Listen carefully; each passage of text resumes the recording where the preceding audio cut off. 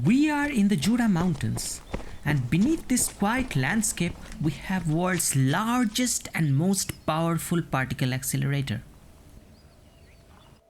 This is Large Hadron Collider, 27 kilometers ring with 4 giant detectors.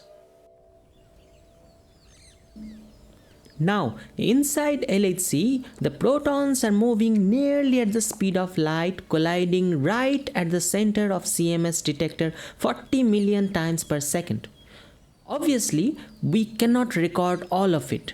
Only a tiny fraction ever reaches here in our data center. The rest gone forever.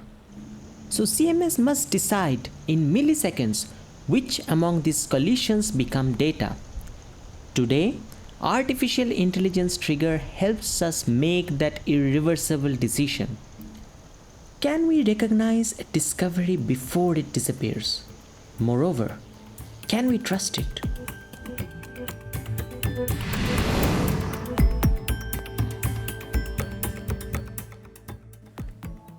Compact Muon Solenoid or CMS is a giant three-dimensional camera wrapped around the beam pipe weighing about 14,000 tons.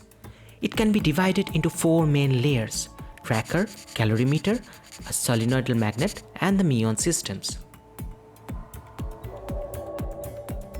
Combining information from each layer using a sophisticated particle flow algorithm helps us reconstruct a collision event. But choosing what to keep in our tapes is not a new problem. Decades ago, a group of female scientists known as the scanning girls used to analyze photographs from bubble chambers with their eyes looking for unusual tracks. Today, no human can match the collision rate of CMS. Thus, we rely on very sophisticated triggering algorithms. The level 1 trigger makes the first rough cut. The level 2 or the high-level trigger looks at the initial reconstruction.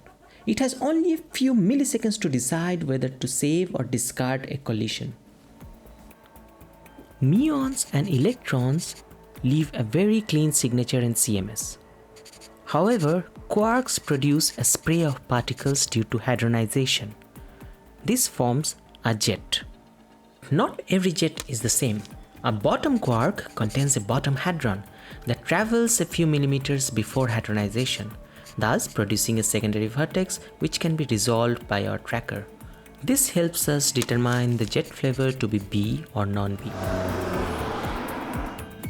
At the high-level trigger, an algorithm called ParticleNet decides whether the jet is B-like or not. Think about an autonomous car.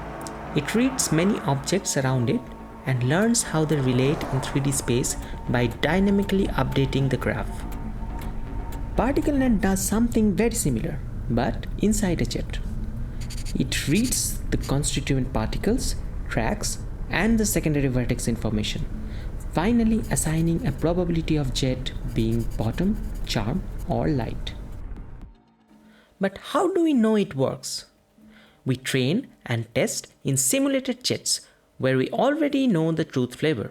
Now, by plotting the ROC between true positive rate, or in this case the B-like jet, versus the false positive rate or the misidentified jet, we can estimate the performance. The closer the graph sits towards the bottom, the better. In fact, this plot shows the performance of ParticleNet, which sits well below all older models. Good in simulation. But what about under real detector conditions? Over the past 3 years, we monitored the performance of ParticleNet in CMS trigger during data taking. This plot shows the performance of 2024 data divided into 4 batches.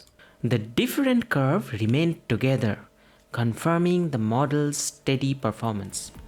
Now the LHC has shut down. In next 4 years, we upgrade our detectors and prepare for the high luminosity LHC. It will provide 5 times more collision, meaning more chances to produce rarer processes. LHC will return powerful. Our trigger must return smarter.